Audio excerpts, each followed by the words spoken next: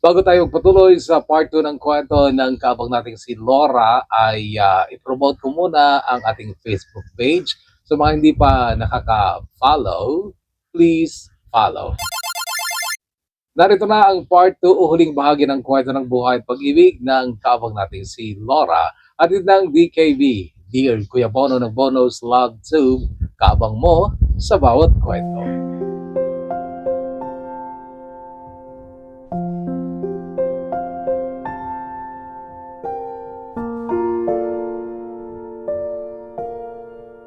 That year was 2006 or 2007 at may Facebook na noon. Pero kahit anong hanap ko kay Eddie sa Facebook ay hindi ko siya makita. May number siya sa akin but I preferred not to call him kasi parang takot akong malaman o marinig sa kanya na kasal na siya kay Thelma. Nagpakadalubhasa na lang ako sa pag-iwas sa tawag ng pag-ibig at itinuon ko ang lahat sa aking trabaho. Until one day na nagpa-renovate ang amo ko, yung matandang inaalagaan ko ng chalet sa Botmingen, isang municipality malapit dito sa Basel. Yung amo ko ay 65 years old lang pero mayroon kasi siyang arthritis kaya madalas ay naka-wheelchair siya at hindi laging komportabling nakakagalaw. Sa lahat ng lakad niya kasama ako. Kahit nga doon sa Botmingen nung bisitahin niya ang pinaparenovate niyang bahay na kung tawagin nga nila ay chalet, wala kaming naabotang trabahador sa chalet. Nakatiwangwang ang mga construction materials at may portion ng dingding na hindi maayos ang pagkakapalitada at kaagad napansin yun ng amo ko. Agad siyang hinay-blood. I'll fix it, sabi ko. Nakatunga nga siya nung gumalaw ako at naghalo ng buhangin at semento. Hindi siya makapaniwalang kaya ko at tumatawa pa siya nung nagpapalitada na ako. Sa ganong ayos ako nadatnan ng tatlong lalaking nag-break lang pala kaya iniwan saglit ang trabaho nila. Isa sa lalaking yon ay si Liam, isang Swiss at siya ang parang leader ng grupo o pinaka-foreman nila. Good thing nakakapag-English siya at hindi niya nakaligtaang purihin ako sa nakita niyang trabaho ko. May sinabi siya sa amo ko at nagpangiti sa matanda. Romansh kasi ang kanilang salita at noon ay hindi pa ako bihasa.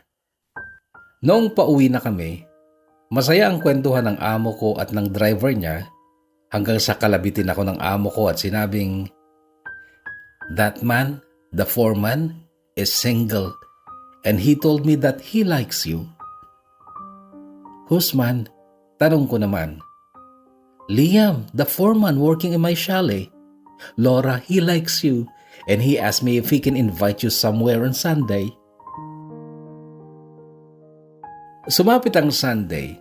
Hindi ako nakipagkita kay Liam pero naging simula yun ng masiglang communication namin sa cellphone. He texts and calls me any time of the day. At nakakatuwa dahil sa pamamagitan ng internet ay nag-aral pa siya ng Tagalog. Nagulat na lang ako isang gabing tumawag siya at ang unang narinig ko sa kanya ay ganito, "Laura, mahal kita."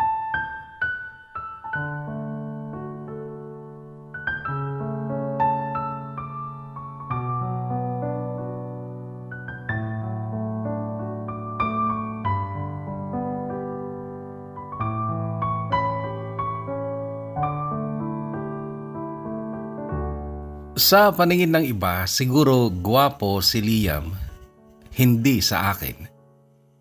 Hindi sa ayaw ko sa puti pero ako lang siguro yung hindi porke foreigner gwapo na.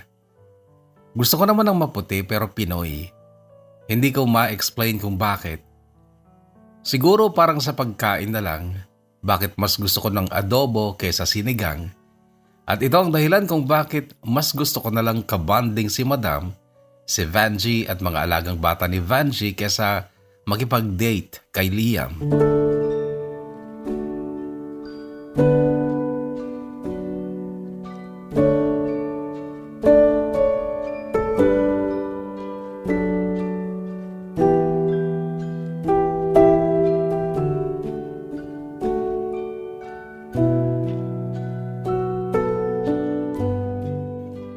Open-ended ang contract ko kay Madam or CDI, Contract ad duri indetermini sa salita nila. Wala itong fixed date kung kailan matatapos ang kontrata. At pagkatapos ng 2 taong mahigit ko dito ay nagpaalam akong magbakasyon. Pinayagan ako July 2011 kasi hindi gaanong malamig at hindi sumpungin ang arthritis ni Madam.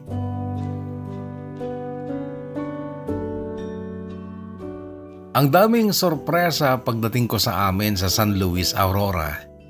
Una, ang maganda at malaki naming bahay na kapatid kong si Luis lang ang nag-design. Second year college pa lang siya noon sa kursong architecture sa Cabanatuan City. I was also very happy to see my nephews and nieces, mga anak ni na Alvina at Lisa. Masaya din akong makitang malusog at masaya si Mama.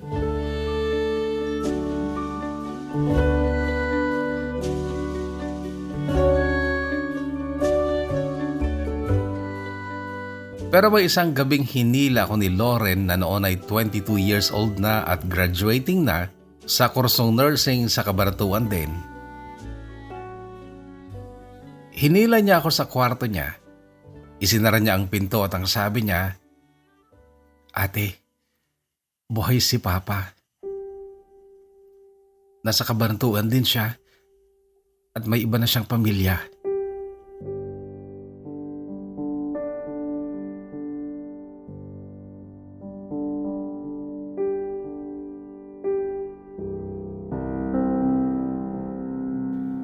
That night, Kuya Bono, kahit malabo ay nagtry akong kontakin si Eddie.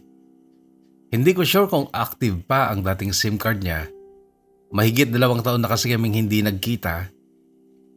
Pero dahil sa ligaya at tuwa sa puso ko dahil sa puro magagandang nakita ko sa pamilya ko ay naisip kong handa na akong makatanggap ng masamang balita. Yung balitang kinatatakutan kong matanggap talaga na may asawa na si Eddie. Nag-ring ang number ni Eddie nung gabing yon pero babae ang narinig kong sumagot, dahilan para hindi ako kaagad nakapagsalita. "Hello? Sino ba to? Ba't di ka magsalita?" Inis ng tanong ng babae sa kabilang linya. Si Laura to." Mahinang sagot ko. "Laura? Yung nasa abroad? Local number tong gamit mo?" Umuwi ako." Ganun ba? Tulog si Eddie. Nakainom kanina. Si Daisy pala ito, ate ni Eddie. Dito siya sa amin ngayon nakatira eh." Ganun ba? Nasaan yung misis niya? Si Thelma.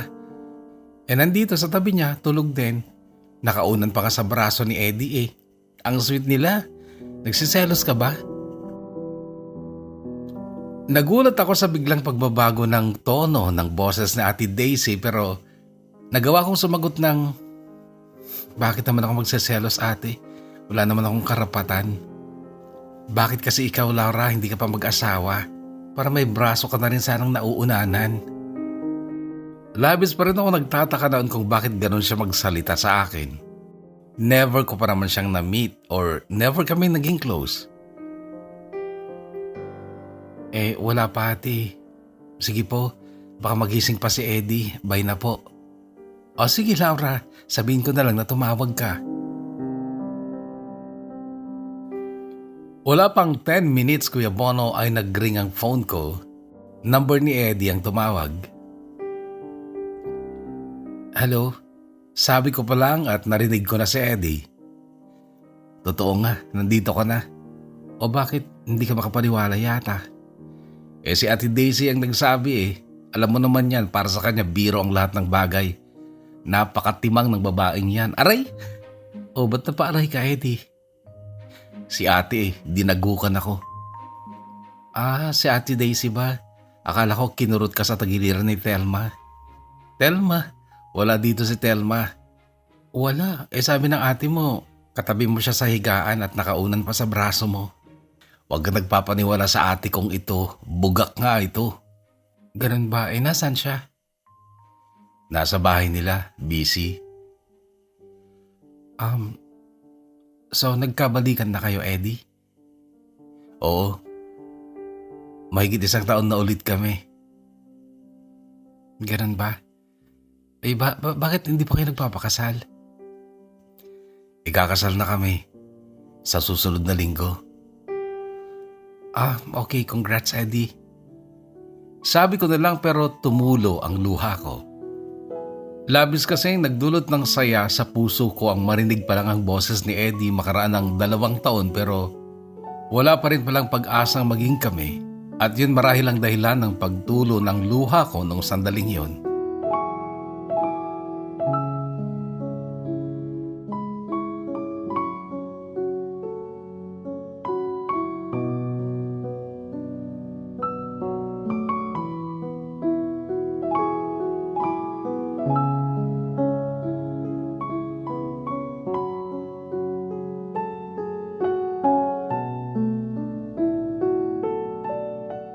Nakipagkita ako kay Eddie kinabukasan upang magpasama kami ni Loren sa kanya sa Aduas, kung saan naroon si Papa. Isang barangay kasi yun na kilalang maraming bad guys. Ayon kay Eddie, pinayagan siya ni Thelma.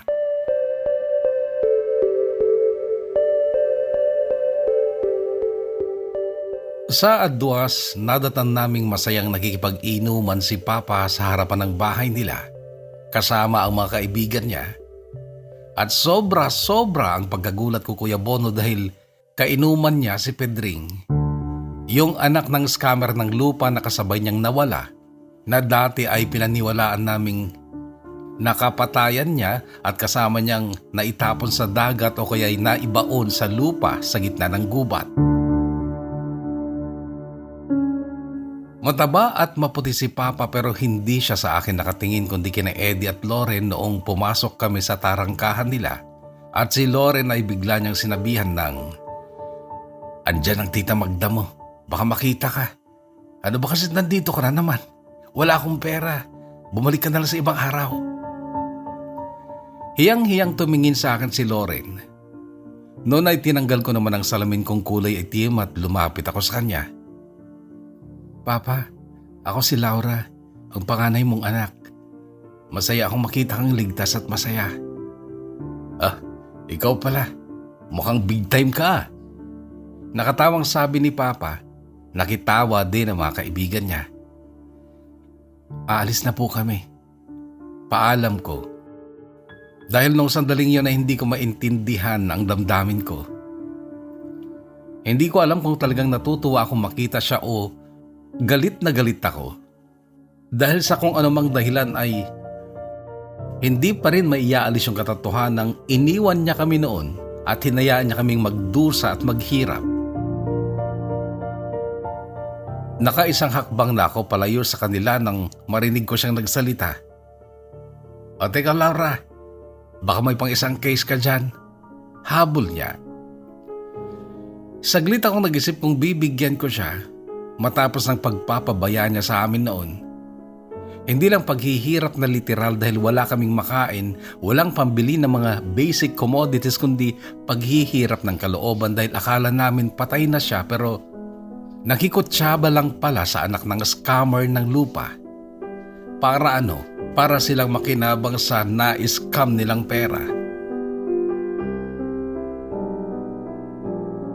Tumulo ang luha ko sa pagpipigil sa sama ng loob ko noon. Pero binuksan ko ang shoulder bag ko at inabutan ko siya ng 1,000. Yun na ang huling pagkakataong makita ko ang aking ama.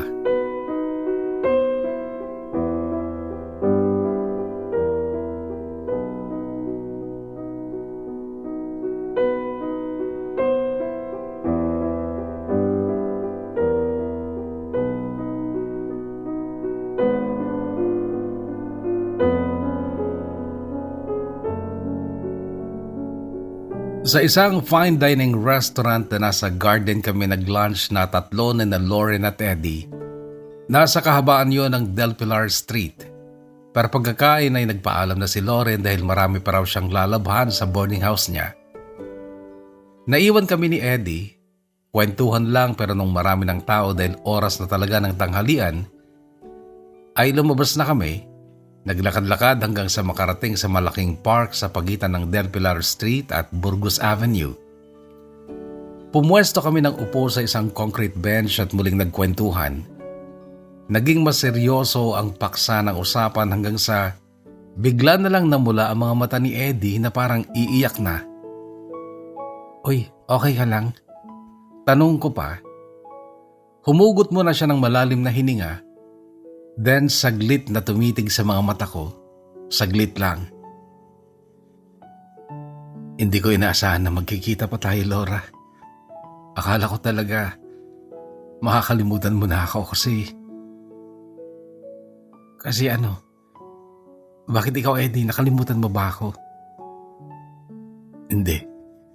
Walang araw na nawala ka sa isip ko, Laura." Natigilan ako sa narinig ko. Saglit na nalito. Pagtingin ko sa mukha niya, nakangiti pero lumuluha. Ang hirap, Laura. Pinipilit kong maging tama para kay Telma. Pinipilit kong panindigan lahat ng pangako ko sa kanya para maging karapat-dapat ako sa kanya at sa pamilya niya, pero noon pa lang makilala kita sa Rizal Street, alam ko na sa sarili ko na kaya ko nang magmahal ng iba.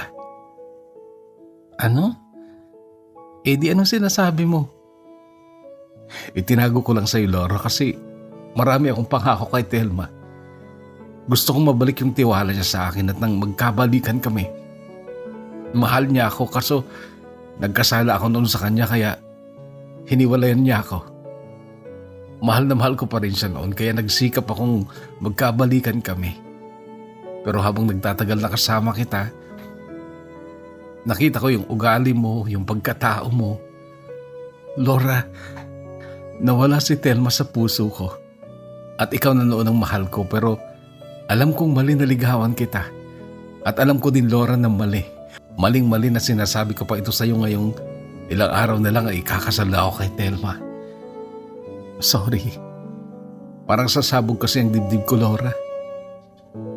Noon ay tuluyan nang humagulgol si Eddie sa tabi ko habang nakatakip sa mukha niya ang palad niya. Umiyak din ako, Kuya Bono, pero pinilit ko ring ngumiti nung sabihin kong, "Minahal mo rin pala ako, Eddie. Sayang talaga kasi hanggang ngayon, mahal pa kita." Hinawakan niya ang kamay ko, Kuya Bono, at ang sabi niya, "Laura, pwede ba kitang mayakap?" Nagpayakap ako, Kuya Bono. Well, actually, yumakap din ako. At hindi ko na maalala ang pakiramdam ng yakap na yon. Yakap ng pamamaalam.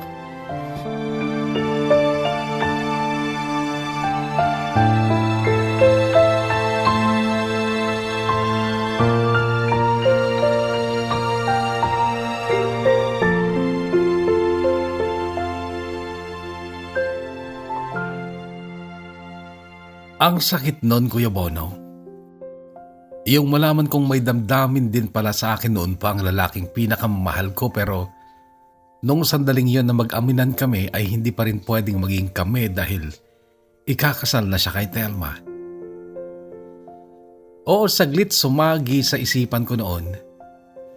What if agawin ko si Eddie kay Telma? What if ipaglaban ko siya? And what if nagtagumpay nga ako at ngayon ay asawa ko si Eddie? May matutuwa kaya sa inyo para sa akin? Baka wala, di ba? Sa halip ay baka maiinis pa kayo sa akin at i-judge nyo pa ako, lalo na't kahit hindi ko gaanong kilala si Telma ay alam kong maayos naman siyang babae dahil kung hindi naman siguro siya iibigin ni Eddie. Lahat na pasakit or heartbreak, natutunan ko, kailangan mo lang iiyak, iluha. Then, bigyan mo ang sarili mo ng 7 months para masaktan bilang proseso ng pagtanggap. After that, okay ka na. Take it from me.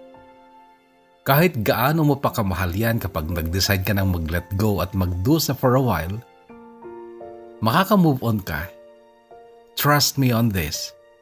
Pero take note, Kailangang determinado ka talagang mag-let go dahil kung hindi, mahihirapan ka.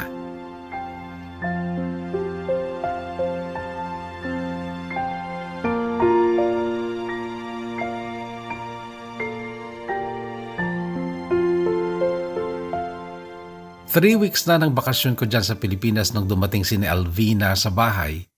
Buong pamilya sila, pati si Unel na noon ay pumangit na talaga. Hindi ko na makita sa kanya yung kapugihang kinainlaban ko sa kanya nung elementary at high school kami. Naglambing sa akin noon si Alvina. Una, magbi-birthday daw ang panganay nila. Pwede ko daw bang ipaghanda? Umuo ako. Isa pang paglalambing niya ay tungkol sa mga damit ko na inuwi ko. Nabuksan kasi nila ang isang luggage ko at may nakita daw siyang 3 damit na kasya sa kanya. Pwede daw ba niya itong arborin na lang? Aanhin mo naman yun. Tanong ko. Isusuot ko kapag magsisimba ako.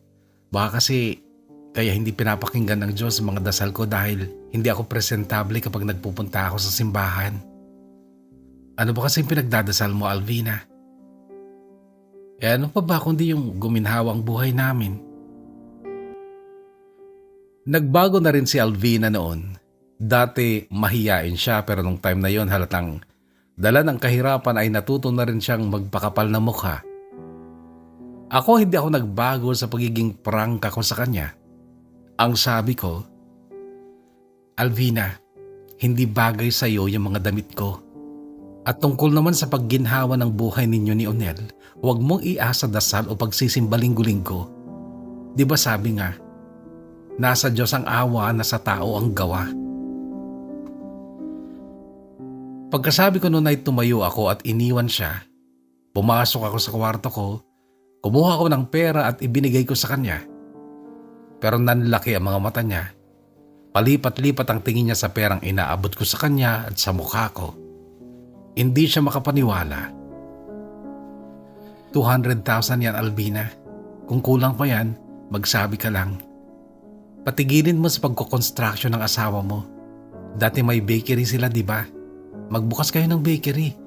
At the same time, mini grocery.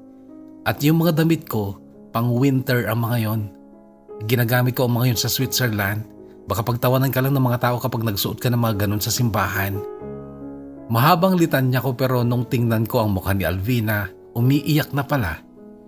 Nagpasalamat siya pero halos hindi makabigkas ng salita. Ngayon lang ako nakahawak ng ganito karaming pera, Laura. Maraming salamat sa iyo. Noon, Kuya Bono, ay napaiyak na rin ako at ang sabi ko, kulang pa yan, Alvina. Sa lahat ng sakripisyo ninyong mag-asawa para sa 3 kapatid natin na inampon mo, sa pagmamahal mo kay mama kahit hindi mo siya totoong ina, Alvina, hindi matutumbasan ng pera ang kabutihan mo. Mahal na mahal kita at maraming salamat sa iyo.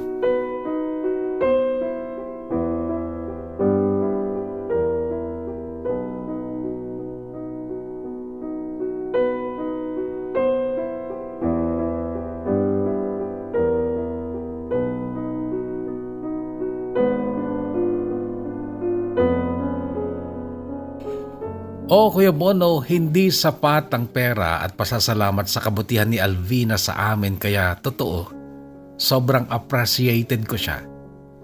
Lalo na nung time na nag-aaral pa ako sa kabanatuan at aminado akong napabayaan ko ang pamilya ko. Marami silang nagawa ni Onel para sa mga kapatid ko at kay mama. Kaya yes, naging mabait ako sa kanya pero naging bruha naman ako kay Lauren. Si Lauren nakatikim ng 2 sampal sa akin dahil sa tingin ko masyado siyang naging selfish at tuso. Mantakin mo, first year college pa lang siya sa kabanatuan, nalaman na niya na nandoon si Papa, buhay si Papa. Pero sa halip na sabihin niya kay Mama, isinikreto niya at maliban sa allowance na pinapadala ko sa kanya, nanghihingi pa siya kay Papa para lang sa sarili niya. Minsan ko lang siya nasampal ng 2 beses, Kuya Bono, pero hanggang ngayon, ginagamit niya yun para mamuhi sa akin. Nasa Dubai na siya ngayon, nakapag-asawa ng Afghan, at hindi na siya nakikipag-usap sa amin. Never na rin siyang umuwi sa amin sa Aurora pero goods sila ni Papa. Kaya kapag umuwi siya dyan sa Pilipinas, kay Papa siya nag-i-stay.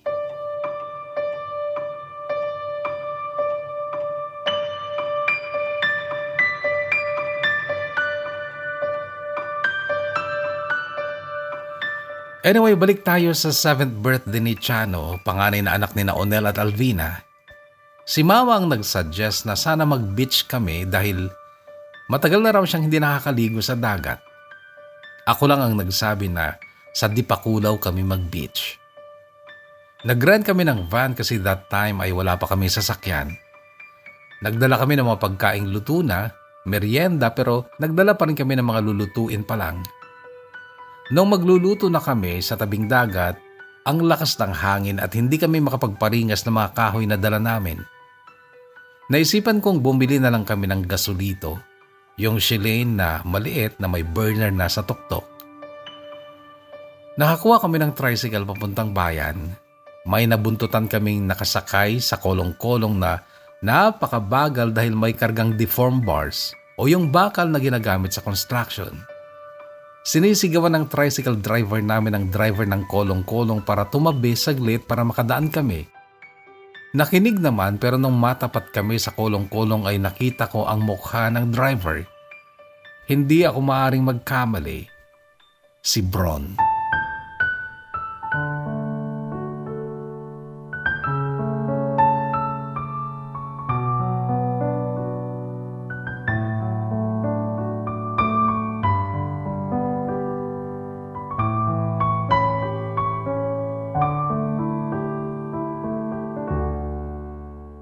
Nakipagpalit pa ako kay Lisa ng pwesto sa loob ng tricycle dahil siya ang nasa tabi ng pinto para makadungaw ako sa nadaanan naming kolong-kolong.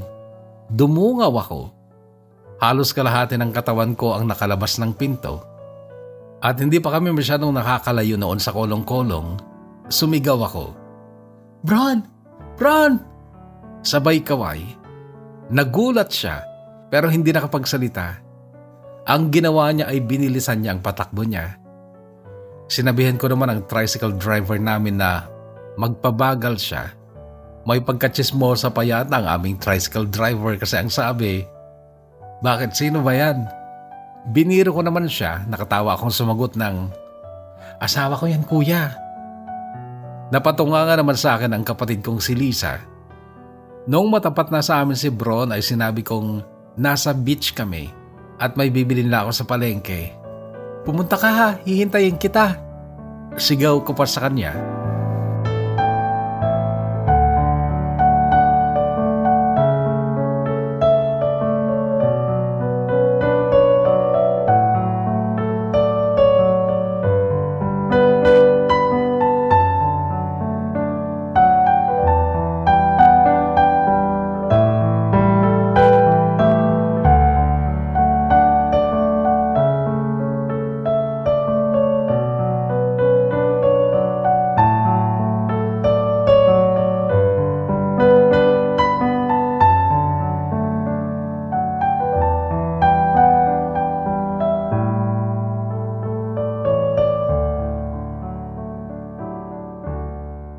Pumunta nga si Bron, Kuya Bono. Naligo at nagbihis pa talaga.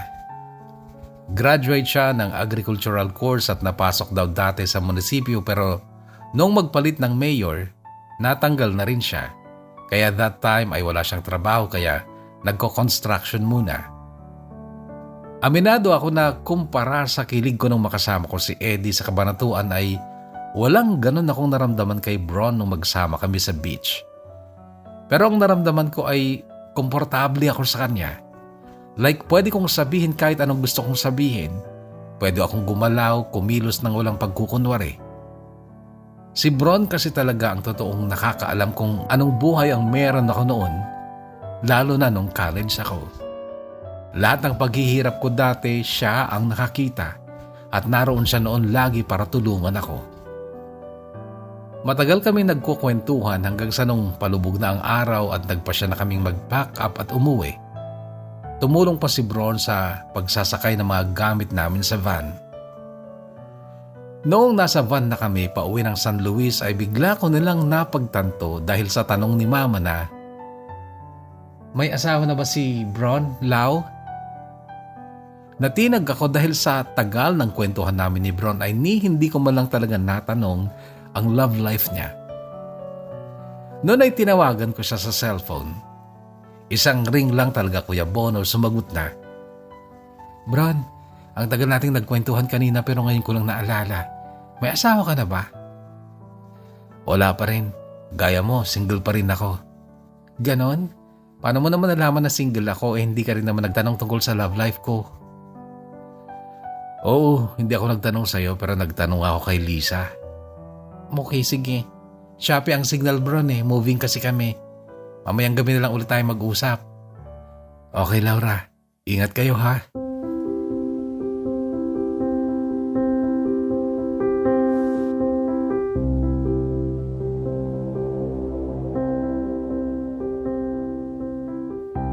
Mahaba-haba rin ang biyahe from Dipakulaw to San Luis, Cabang at nagkaroon ako ng moment noon na maalala lahat ng ginawa sa akin ni Bron. Hindi siya nagbago sa kabaitan niya sa akin. Alam mo yung simpleng pagsasabi niya ng, "Ingat kayo ha." Damang-dama ko na sincere talaga siya. Bigla ay natanong ko si Mama, pabiro lang, "Ma, pasado ba si Bron sa'yo para sa akin?" Hindi kaagad sumagot si Mama. "Mama, I'm asking you." Ang sagot niya, "Anak, kung pinakinggan ko ang mga magulang ko nung dalaga pa ako, iba sana ang tatay niyo ngayon. May boyfriend ako dati, boto sa kanya ang buong pamilya ko pero puso ko ang sinunod ko nung makilala ko ang papa niyo at siya ang sinamahan ko. Nasaan ang papa niyo ngayon? Yung boyfriend ko naman noon na gusto ng pamilya ko, nakatatlong asawa na." "Wow Mama, yes or no lang yata ang gustong sagot ni ate. Nagkwento ka na." Sabad ni Lebron na bunso naming babakla-bakla lang noon pero trans woman na ngayon. Ang point ko, dugtong ni Mama, nasa iyo Lau kung gusto mong sumugal sa relasyon. Sugal lang talaga yan, swertihan. Dahil ang dating nakilala mong okay, pwedeng magbago kapag mag-asawa na kayo. Muling sumabad si Levi o Lebron. Pero para sa akin, pasado si Kuya Bron. Gwapo siya, mabait pa. Ako din ate, boto ako sa kanya. Sabad naman ni Leslie. Then sa wakas ay nakuha ka rin ng sagot ni Mama. "Oo, ako din. Maganda ang impression ko kay Bron."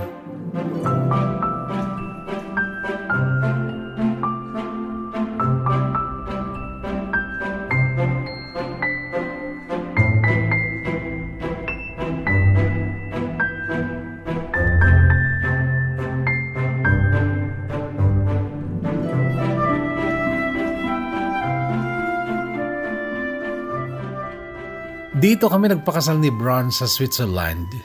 Actually sa Toggenburg sa bayan ng Wattwil. Tagaroon kasi si Sir Gregory, ang dating asawa ni Madam at may farm siya doon. Noong umuwi na ang helper niyang Indian, nirekomenda ko si Bron. Sinabi ko pang graduate ng agriculture si Bron. Nakapunta si Bron dito gamit ang Schengen visa noong 2012. Parang tourist visa lang yan for 180 days at tumulong lang din siya sa farm ni Sir Gregory. Umuwi din si Bron bago matapos ang 180 days pero that time ay marami nang nangyari sa amin. Nagbakasyon ako ng 5 days sa Wattwil at noon ko na sinagot si Bron. Kinagabihan pa lang noon, nagkasala na kami. At nasundan pa yon sa mga sumunod pang araw at gabi.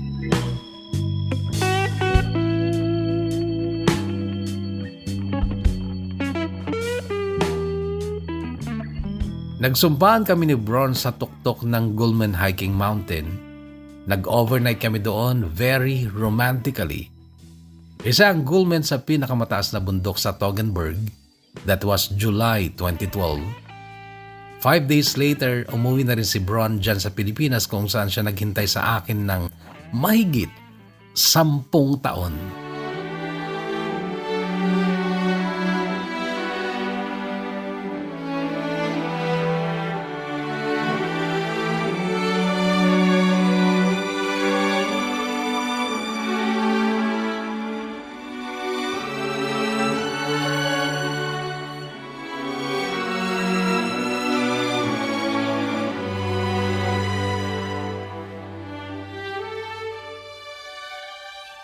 Yes, Kuya Bono, yun ang sumpaan namin kasi ang pangarap ko talaga ay makakuha ng citizenship dito sa Switzerland. At mangyayari lang yun kung makakapag-stay ako dito ng diretsyong 10 taon, walang uwian within that 10 years. Nung unang bakasyon ko dyan was 2011. Nagpunta dito si Bron July 2012 at dahil 178 days lang siya, ay umuwi din siya that same year. Nakabalik lang siya dito noong August 2023 and that time ay Swiss citizen na ako at may age na 40 years old. 41 na kaming pareho ni Bron nung makabalik siya dito at noon na kami nagpakasal sa Toggenburg. Pero that time ay wala na si Sir Gregory. Anak niyang si Adrom ang nagmana ng kanyang farm at si Adrom na rin ang kumuha kay Bron para maging helper niya. May bahay na rin kami dito sa Basel, parang row-type apartment dyan sa Pilipinas pero ito ay hinulog-hulugan ko lang kay madam ko noon. Kapit-bahay ko lang siya actually. Buhay na buhay pa siya at her age na 82. Kaya lang ay hindi na siya nakakalakad masyado. Lagi na lang siya naka-wheelchair kaya't alaga ko pa rin siya hanggang ngayon. Para ko na siyang nanay, Kuya Bono. Wala akong masasabing negatibo sa ugali niya. May mga anak siyang ma-attitude pero may anak din siyang mabait na siyang laging nagtatanggol sa akin noon. Pwede na sana akong umalis dito kung gusto ko pero hindi ko yan gagawin dahil napamahal na rin sa akin ang matanda. Nagsasakripisyo na lang ako magbiyahe linggo-linggo papuntang Watwil para makapiling ang asawa ko. Nung bagong kasal kami taong 2023, panay-panay ang pagninig namin. Walang nabubuo. Nawalan na ako actually ng pag-asa. Lagi akong nagdadasal dati pero nagsawa na rin akong humiling ng himala. Late na kasi kaming nag-asawa kaya siguro nagka-depresya na. Alam niyo ba, si Bron din ang nakauna sa akin. Nakuha niya ang virginity ko nung 28 years old ako. Sa 179 days niya dito noon, siguro 5 beses kaming nagtalik. Walang proteksyon na walang kondom. Pero hindi pa rin ako nabuntis. Naisip ko noon pa lang, Kuya Bono, na 28 years old pa lang ako na baka may diferensya sa akin. Then yun nga, nag-asawa na kami. Nagpanay-panay para makabuo pero wala pa rin. Ito ang dahilan kung bakit kahit noon ko pa gustong i-share ang kwento ko pero para kasing may kulang kasi wala kaming anak. Parang walang ningning ang ending kapag walang blessing sa mag-asawa. Pero kung natatandaan nyo sa simula ng aking kwento, nasabi ko na may nangyari na siyang nag-udyok sa akin para magbahagi na rin ng aking kwento. Ito ay nangyari noong September 2024, only last year. Hindi ako dinatnan. Naghintay ako ng 2 linggo bago ako magpitikit. At sa 3 pitikit na ginamit ko, lahat positive. Parang yun ang pinakamasayang sandali ng buhay ko, Kuya Bono, yung malaman kong buntis ako sa wakas. At ngayon ay 7 months pregnant na ako at ayon sa aking doktor ay very normal and healthy ang baby boy na isisilang ko sa buwan ng Mayo.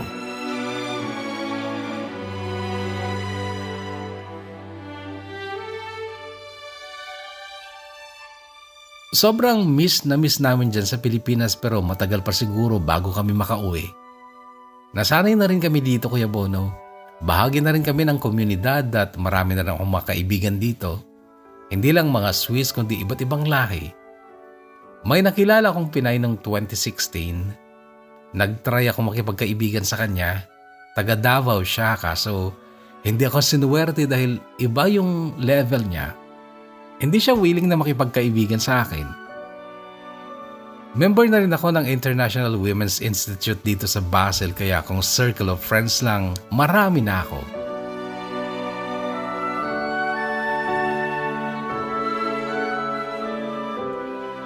Ang lesson na gusto kong maiwan ng aking kwento sa lahat ng tagapakinig ay hindi tungkol sa tagumpay o success kundi Yung pagpapanatili ng tiwala at respeto sa Diyos at paglalaan ng pagmamahal sa pamilya. Magagawa mo lang ang dalawang ito, si Lord na ang magbibigay ng gantimpala sa iyo. And Bron is one of the blessings the Lord has given me, plus our soon-to-be-born baby.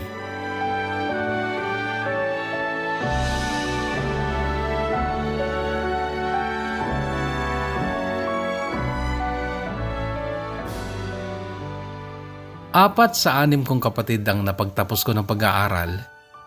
Sina Alvin at Lisa lang ang hindi dahil nagsipag-asawa sila ng maaga. Mga anak nila ngayon ang tinutulungan ko. Pero yung 4 na nakababata, salamat sa Diyos dahil nakapagtiis sila at napahalagahan nila yung effort ko sa pagpapaaral sa kanila. Matanda na rin si Mama pero well taken care of naman siya ng bunso namin si Levi o si Lebron. Yung 3 professionals na sina Luis, Leslie at Lebron, okay pa rin sila sa akin at kay Mama. Si Lauren lang talaga ang hindi ko maintindihan. Masyadong tinubuhan ng sungay at kayabangan. Minsan nag-aaway kami sa chat, nagsusumbatan kami. Yes, nanunumbat ako kapag inaaway ako. You see, hindi ako yung talagang mabait na kapuri-puri. May attitude din ako pero I make sure na walang masyadong masasaktan sa attitude ko. I'm just being myself pero marami na rin akong binago dahil hiniling ng asawa ko. Ganun lang yon. Kailangan lang nating mag-adjust kung minsan para matuwa naman yung iba. Anyway, hindi nagkatuluyan sina Eddie at Thelma. Teacher ang napangasawa ni Eddie.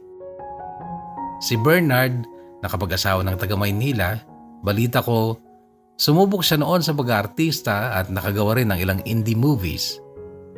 Si Lilibet naman, mayamang businesswoman na ngayon at si Kathy, nakapag-asawa rin ng Swiss pero kahit 17 years na ako dito at 19 years na siya, ay hindi pa kami nagkikita ni minsan dahil taga Engadine Valley siya, taga Basel ako. Para akong nasa Apari at siya naman ay nasa Hulo. And panghuli si Vanjie, yung nakasama ko dati dyan sa bahay ni Madam. Nakatuluyan niya si Ranger at sila ay masayang nagsasama sa Pudol Apayao kasama ang kanilang 4 na anak. Konting singit na lang tungkol kay Eddie. Kung napansin niyo, siya talaga yung lalaking pinakamamahal ko sa lahat ng lalaking na-involved sa akin. Siya ay larawan sa akin ng pangarap na pwede ko sanang makamit, matupad, pero pinili kong hindi to pa rin. So parang sa larangan ng pag-ibig, siya yung nagdulot sa akin ng pasakit, hirap, maraming luha. Kasi mahal na mahal ko nga, hanggang noong magpaalaman kami, magyakap bilang pamamaalam, ang sakit pa rin sa akin. At akala ko hindi ko matatanggap pero nagpursigi lang ako. Kasi naisip ko ayokong maging dahilan para sa pagdudusa ng ibang tao, si Thelma, at panghuhusga ng maraming tao na ako ay nang agaw ng lalaki. Masakit man pero pinalagpas ko yon. At ngayon ay okay ako. Sa tulong ng Diyos ay nakamove on ako. At eto't masaya at kontento ako sa asawang inilaan sa akin ng Diyos, si Bron. Hanggang dito na lang Kuya Bono at sana'y mabasa ang kwento ko sa DKB. God bless sa lahat ng kaabang. Sincerely yours, Laura.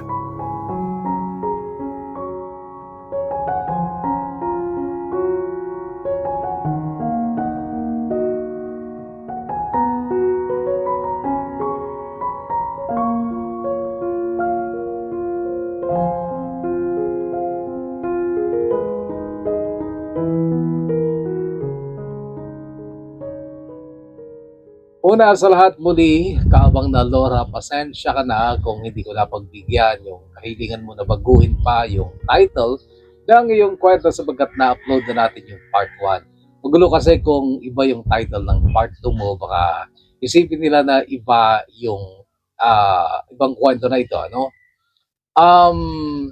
Medyo nag-complain lang kasi si Laura, mga abang, sa title ng kanyang kwento sapagkat galing kay Eddie kasi yung title, di ba? Yung sorry na lang ni Eddie, doon galing yung pamagat na yakap paalam. Dapat daw ay destiny at mula yun sa kwento nila ng kanyang mister.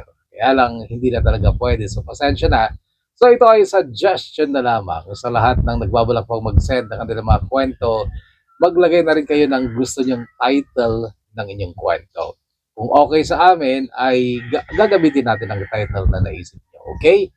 Anyway, Laura, again, sorry and my apology. And I thank you so much for sharing a beautiful story dito sa ating channel. Thank you so much. Nakulangan ako ng konti sa part ni Liam kaya tinanong ko na lang sa chat.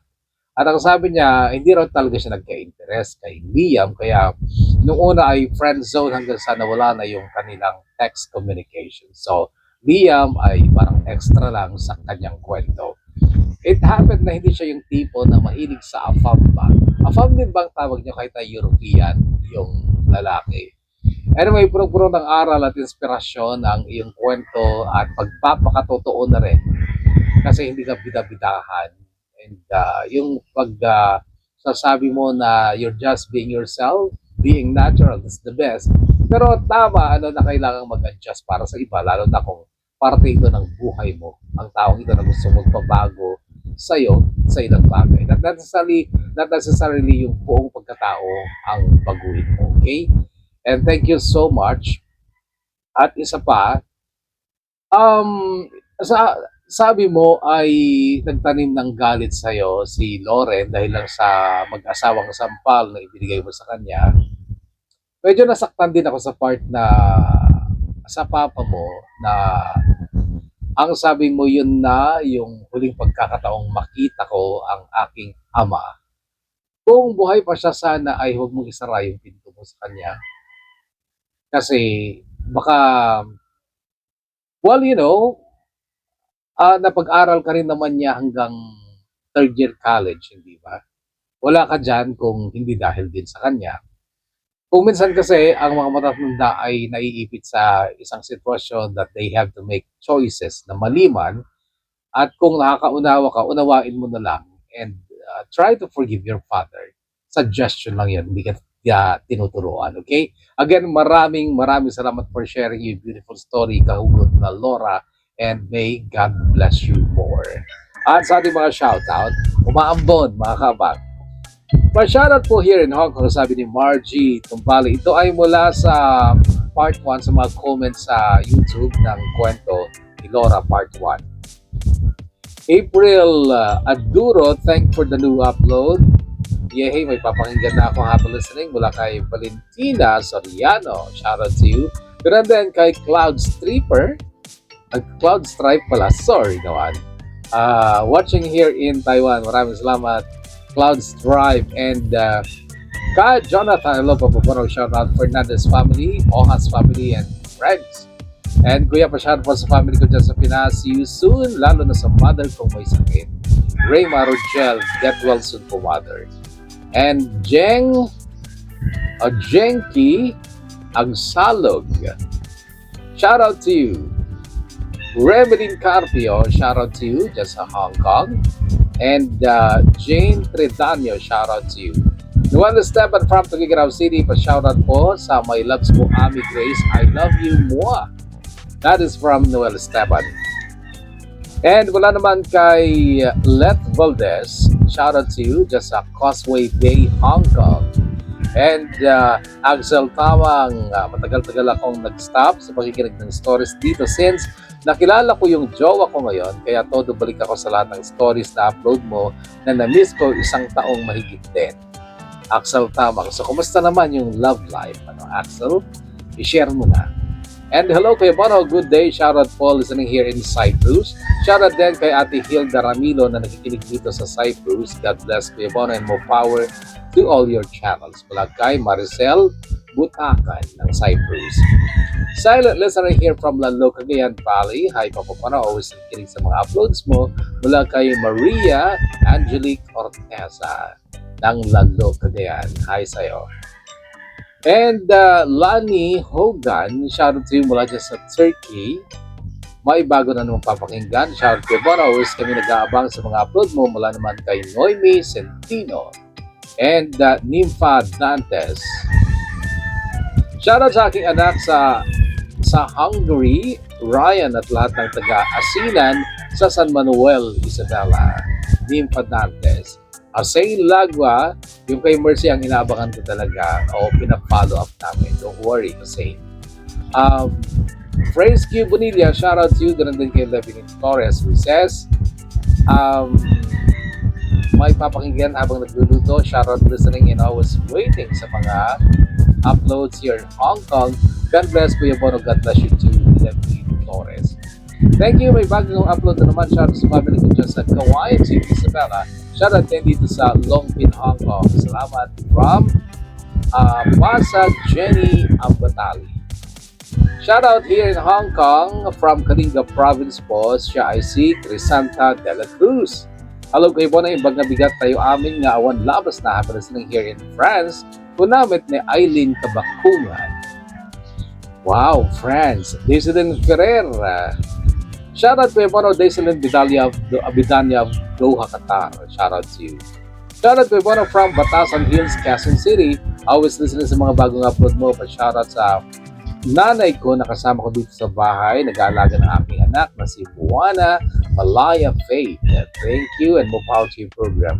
Ganda naman ang pangalan, MMF. Buwana Malaya Faith. Malaya ba o Malia? Maricar de la Cruz. Maraming salamat. Jonah Del Fariñas. Nung nakarang araw pa ako nag-aabang ng bagong kwento po yan. O di na lang, meron na. Maraming salamat, Jonah Del Fariñas. Shoutout kayo para always watching here in Doha, Qatar. Mula naman kay Rowena Gamad. Jaymar Ramos. Shoutout to you. Yolanda Bakay. Hello, listening from Amman, Jordan. Salamat sa may papakinggan habang nag-work. And Half Body, shoutout to you. Marilu Odlus, listening here in Hong Kong. Salamat, Marilu. Always a bangers. Hi, kuya, may update na ba story ni Zabi? Diba meron na siyang part 2. Meron siyang sakit parang mental ba yung sakit na yun. Pero hindi namang ganun ka-alarming. Hello kay Bono, shoutout listening here in Magdala, Quirino. It's me, Leo Thailand ng Magdala, Quirino. Thank you, Leo Thailand.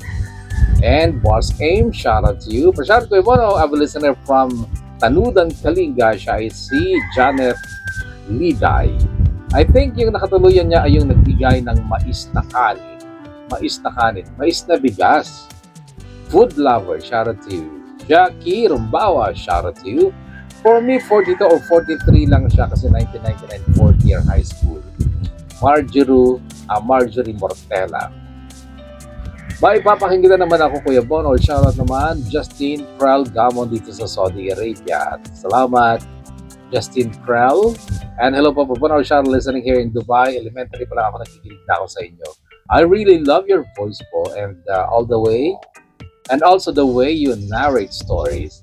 Mula naman kay Sheng de Guzman. I'm waiting for this, Kuya Bono. Here we are again. Mula kay Shia Layog. Shisa pa lang. Kuya Bono, nakakabitin. Please pa-upload agad. Ayan na, Cedric. Si Eddie kaya o si Liam? Sabi ni Janet Ridanyo. Yan na muna mga kahugot. Maraming salamat muli at sana na-enjoy nyo yung kwento ng kabang nating si Lau o Laura. Hanggang sa muli, stay healthy, kahugot, stay safe, and God bless us all.